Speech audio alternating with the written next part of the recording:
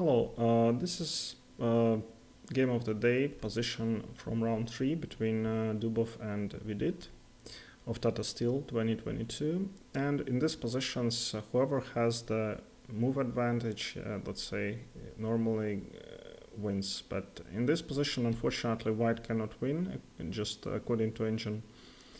White has to find a draw. So Dubov played queen 8. King d7, the only move, and white checks.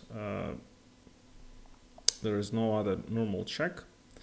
You cannot take here because of this move.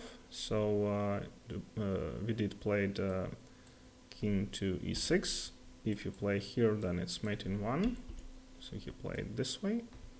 Dubov played queen c8 check. So basically two moves save, two moves are equals. So Vidit played king f8, check. And in this position, Dubov had to find amazing draw.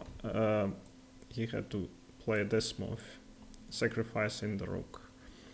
So if he plays back, then it's a draw again with the same move order.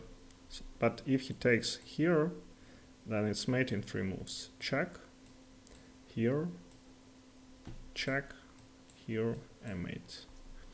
So this is amazing chess, and Dubov unfortunately didn't find it. Alright, thank you very much for watching, and see you next time.